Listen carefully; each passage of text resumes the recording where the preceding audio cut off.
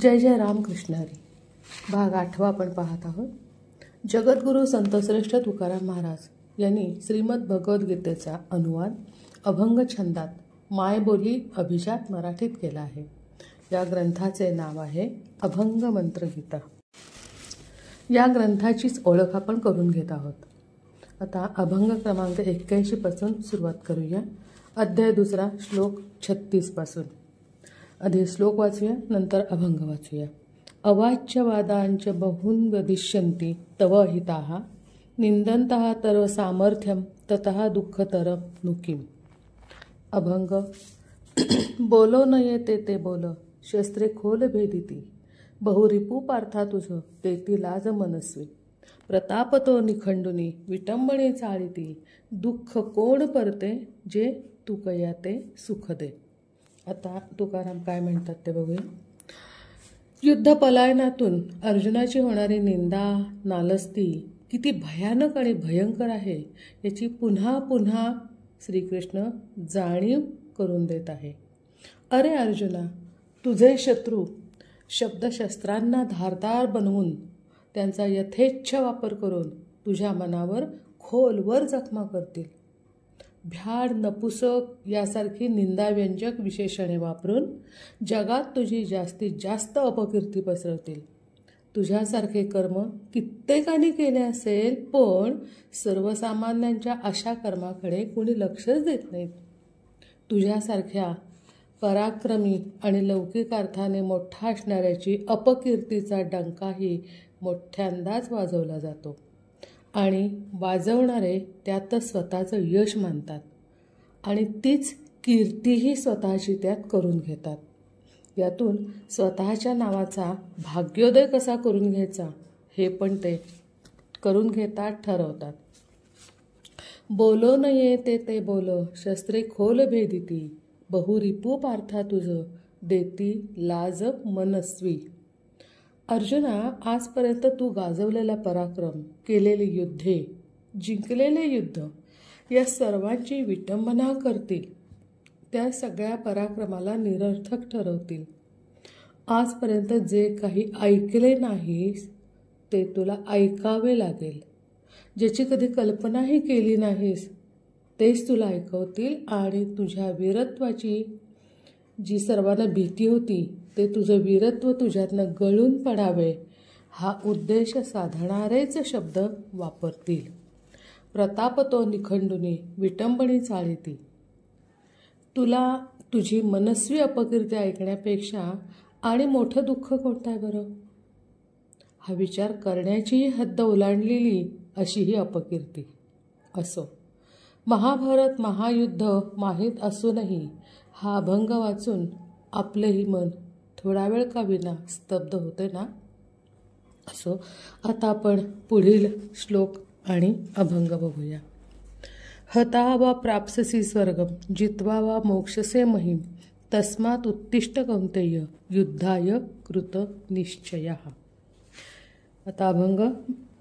मेल्या येथे स्वर्गवास हा तो मांडीला उल्हास आला वाटा स्वकर्मास तो कोणास भंगेना. नाही तरी भुजा तेजे जिंकली या कुरुराजे भूमंडळीचे भोगीजे सर्व सुख नित्यानी. यया लागे शोक त्यागी उठे धैर्य बळे अंगे झुंजावया सेल भागी अधिकारी तू होई. तुका म्हणे भूमिभार उतराया हा निर्धार यास्तव अनुभव सार देवो त्यास निवेदी. त्याच्या अर्थ बघूया आता तुकाराम काय सांगतात. अरे अर्जुना, युद्धात मेलास तर स्वर्गवास आणि जिंकलास तर कुरुराजा. दोन्हीतली एक कुठली तरी गोष्ट तुला मिळणारच आहे आणि दोन्ही कुठली मिळाली तरी आनंदच आहे. आता इथं विचार करायला कशाला वेळ घालवतोस? भारतीय मानसिक ताणतणावातून मुक्त हो. मेल्या येथे स्वर्गवास हा तो मांडीला उल्हास आला वाटा स्वकर्मास तो कोणास भंगेना. ज्याचं त्याचं प्राक्तन जे कर्मानुसार घडत असते, म्हणजेच प्रत्येकाचं स्वकर्म आपापल्या स्वकर्माचा भार उचलणे आणि तो पूर्ण करणे म्हणजे एक प्रकारे स्वधर्मच झाला ना. त्याचे विशेष म्हणजे त्याची पूर्वकल्पना काहीही नसते असे कर्म अचानकपणे आपल्यासमोरून उभं राहतं आणि आपला हात धरून घेऊन जातो. कर्म करणारे हात हे त्याचेच हात होतात. आला वाटा स्वकर्मास तो कोणास भंगेना, अशी स्वकर्मे अर्जुनालाही त्याची आठवलीच असतील. आपल्याला जेवढी आठवतात तेवढीच घेऊया. खूप काही यादी मोठी आहे त्याची, पण आपण जास्ती प्रमाणात जेवढं सगळ्यांना माहिती आहे तेवढंच बघूया. त्यातलं पहिलं, द्रौपदीला स्वयंवरात जिंकून आणणार आणि आईच्या शब्दाने 5 जणांचा त्यात सहभाग होणार हे अर्जुनाला माहीत होतं का?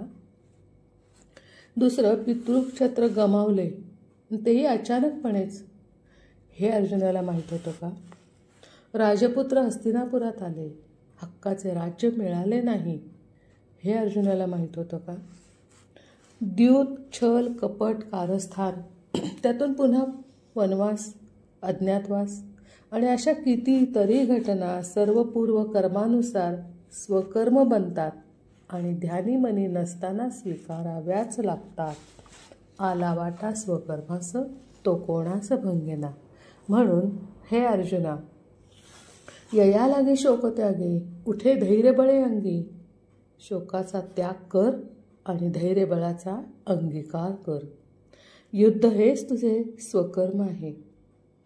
पापांचा भूमिभार कमी करण्याचा निर्धार कर. स्वकर्माप्रमाणे सत्कर्माचा लाभ घे आणि भूमंडळी जे भोगीजे सर्व सुख नित्यानी. पापाच्या शोकाचा त्याग कर आणि सत्कर्माचे यज्ञकुंड धगधगू दे. देहाची एक एक आहुती त्यात पडू दे. अशा या सत्कर्म भंगण्याची भाषा करू नकोस. तुला म्हणे भूमिभार, उतराया हा निर्धार. यास्तव अनुभव सार, देव त्यास निवेदी. स्वकर्मातील सत्कर्म हे आनंदाने स्वीकारले तर तीही इष्टापत्ती म्हणजे इष्ट आपत्ती बनते. याचा अनुभव प्रत्येकाच्या आयुष्यात कमी जास्त प्रमाणात येतच असतो. इथे एक चरण अभंगाचा आपल्याला अभ्यासासाठी तुकारामाने दिलाय का असं मला वाटतंय. ऐका. यास्तव अनुभव सार, देव त्यास निवेदी.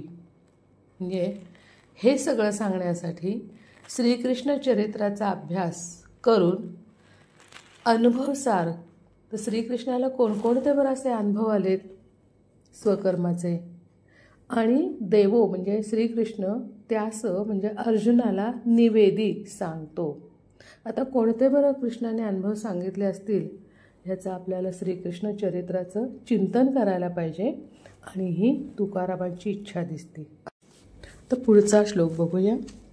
सुख दुःखे समे कृत्वा लाभालाभो जया जयो, तथा युद्धाय युज्यस्व न एवं पापम अवाप्स्यसि.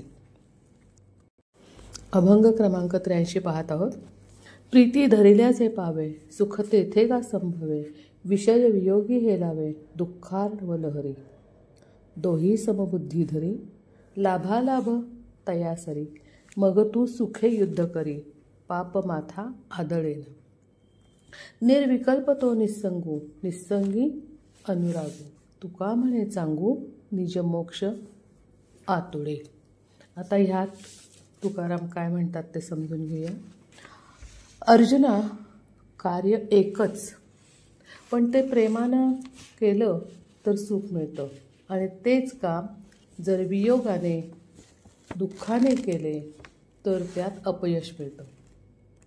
जे स्वधर्मातील स्वकर्म आणि स्वकर्मातीलही सत्कर्म असे जर असेल तर ते करावंच लागतं. ते कर्म प्रारब्धीय आहे ना. चांगलं का वाईट याच्यावर विचारच करायचा नाही आहे.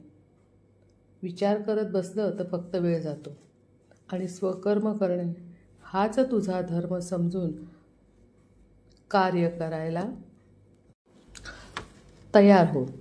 आणि लाभ हानी, सुख दुःख, जय पराजय जे काय प्रारब्धात असेल ते मिळेलच. त्याचा विचार तू करू नकोस. काहीही मिळाले तरी त्यात समानता मान. म्हणजे सुख मिळालं तरीही दुःखच आहे, दुःख मिळालं तरी सुख समज, हानी झाली तरी लाभ समज, पराजय झाला तरी जय समज. दोन्ही समानत्वानंच तू त्याच्याकडे पाहत राहा. मग तू सुखाने युद्ध कर आणि पाप माथा आढळेना. असं जर तू कर्म केलंस, युद्ध केलंस, दोन्ही समबुद्धी धरून लाभालाभ तयासरी असं पाहिलंस युद्धाकडे, आणि मग तू सुखे युद्ध करी पाप माथा आढळेना. अर्जुना, माझ्यावर विश्वास ठेवून काम कर.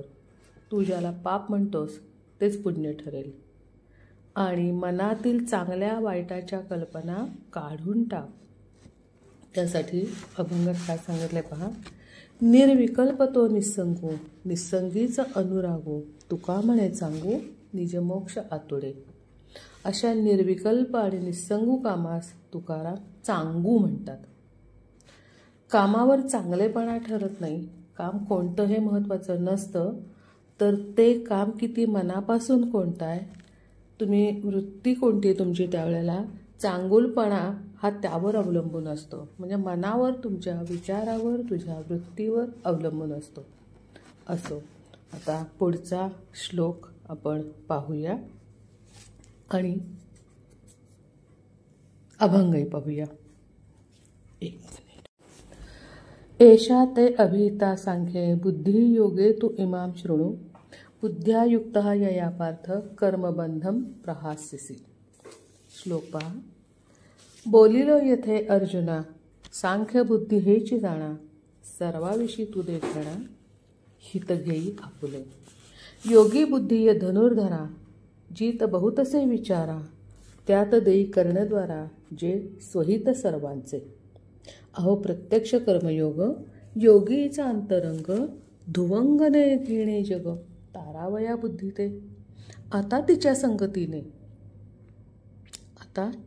संगतीने कर्मबंधे मुक्त होणे, तुका म्हणे सावधपणे बुद्धिवंते ऐकावी. पाहता तुकाराम काय म्हणतात ते बघूया. निर्विकल्प निस्संगू होण्यासाठी मन, बुद्धी शुद्ध हवे आणि त्यासाठी सांख्यबुद्धी हवी. या श्लोकात आणि अभंगात सांख्यबुद्धी जाणून घ्यायला सांगितले. बोलिलो येथे अर्जुना, सांख्यबुद्धी हेची जाणा, सर्वाविषयी तू देखणा, हित घेई आपुले. उपनिषदामध्ये जे ज्ञान प्रतिपादन केले, स्पष्टीकरण केले, ते सांख्य. सांख्य म्हणजे ब्रह्म, आणि हे जाणण्याची बुद्धी म्हणजे सांख्यबुद्धी किंवा ब्रह्मज्ञान. हे जाणून घेण्यास अर्जुना तू ज्ञानी आहेस, परिपूर्ण आहेस, देखणा आहेस. हित घेई आपुले. ब्रह्मज्ञान जाणून हित साधण्याचा तुला काय त्रास आहे. हे धनुर्धरा, योगी अर्जुना, तुझ्या बुद्धीला पटत नाही ते विचार, त्याचे मिळालेले उत्तर म्हणजे ज्ञान हे सेव्हिंग कर, म्हणजे साठवून ठेव, आणि त्यातच सर्वांचं हित आहे. त्या बुद्धीला अनुसरून कर्मयोग साधायलाच हवा. यासाठी मन आणि चित्त तयार हवं. अहो प्रत्यक्ष कर्मयोग, योगीचा अंतरंग, धुवंगने घेणे जग, तारावया बुद्धी ते. देखण्या अर्जुनाच्या बुद्धीचा गाभा म्हणजे प्रत्यक्ष कर्मयोग. जग निर्मितीचे रहस्य सांख्यज्ञान म्हणजे ब्रह्मज्ञान जाणून घे.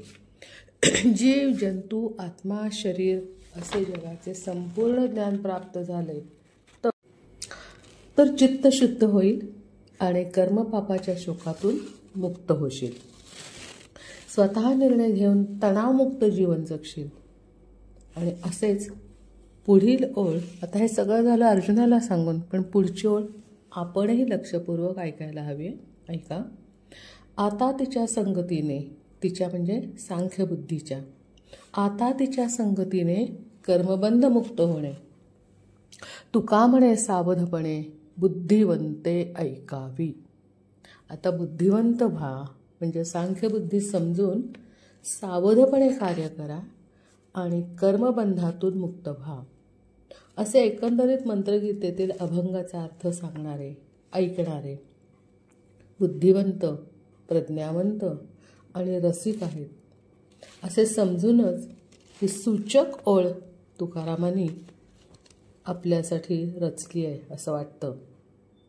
कारण ह्यात जे सांगितलं आहे ना ते आपल्यालाच उपयुक्त आहे, आपल्यालाच उपयोगी पडणार आहे. आणि त्यात त्यांनी बुद्धिवंते म्हणजे सर्वांसाठीच हे लिहिलेलं आहे. आता असे बुद्धिवंत आहेत अशा श्रोत्यांची काळजी करणारे आणि काळजी घेणारे असे तुकाराम इथं दिसत आहेत. त्यांना अभंग मंत्रगीता सर्वांपर्यंत पोचवायची आहे असं इथं दिसून येते. असं आता पुढचा श्लोक आणि अभंग पाहूया. न इह अभिक्रमनाशः अस्ति प्रत्यवायः न विद्यते स्वल्पम अपि अस्य धर्मस्य त्रायते महतः भयात्. अभंग. विघ्ने छळिता अपूर्ण दिसो येते येथे गौण मिथ्या प्रत्यवायपण नास्तिकत्वे उडेल. महाभयातेही नाशी भूता जेवी देवलसी की जे स्वल्प ईश्वरासी अर्पिल्याचे हे फळ. तुका म्हणे दीनानाथा हीन दिन पाहुनी पार्थ दया करोनी परमार्थ हाती त्याच्या देतसे. अर्जुनाने सांख्यज्ञान समजून कर्म स्वीकारण्याचा निर्णय घेतला आणि करण्यास सुरुवात केली. पण मनामध्ये अनेक विचारांचे थैमान चालू झाले. मनाची ताकद कमी झाली. त्यामुळे अनेक अडथळे निर्माण होऊ लागले. कामाची गती थंडावली. आता इथं तू निरपेक्षतेने कर्म जेवढे तुझ्याकडून घडले तेवढ्याचे फलित प्राप्त होते हे सगळं कृष्णाने सांगितलं. तुझ्या कर्माच्या मार्गात विघ्न येणारच हे गृहीत धरून काम केलेस आणि येणाऱ्या विघ्नांना गौणत्व दिलेस म्हणजे कमी लेखलंस.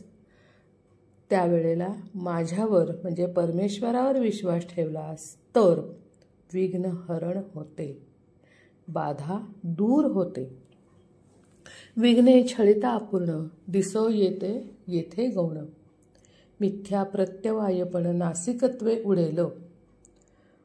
नासिकत्वे आतापर्यंत आलेले अडथळे हे सर्वांच्याच कामात येतात. ते नित्य अडथळे म्हटले तरी चालेल. नास्तिकत्व तर तिथं अडथळे निर्माण होणारच.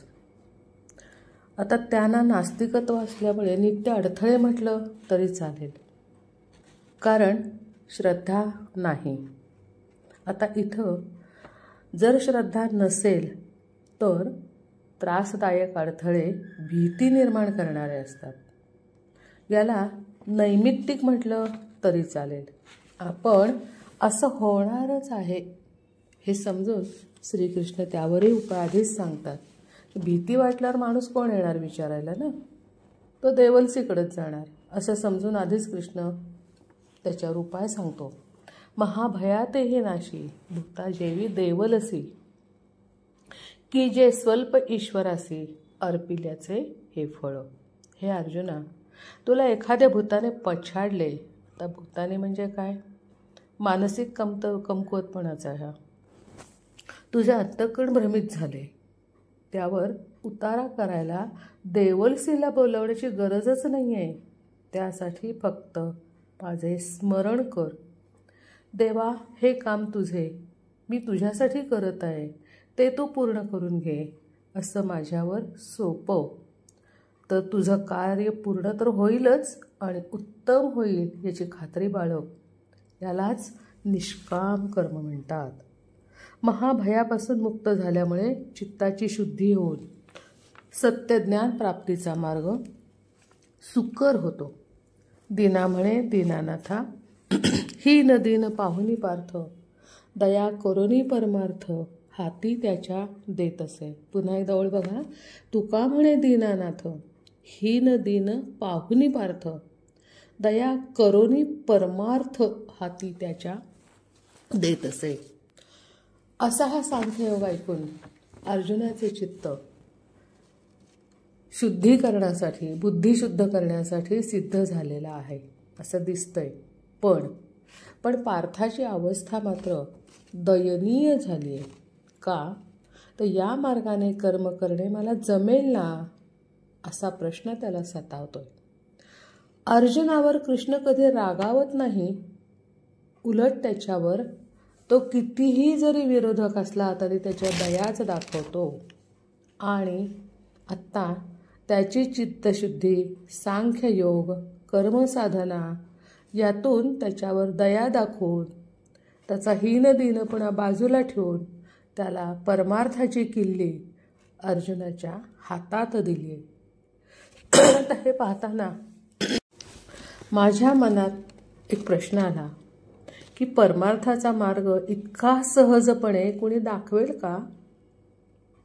हा मार्ग फक्त अर्जुनापुरता मर्यादित ठेवला नाहीये, तर तुकारामांच्या अभंग रचनेमुळे गीतेतील हा मंत्र म्हणजेच मंत्रगीतेतील सोपा करून प्राप्त झालाय सर्वांना.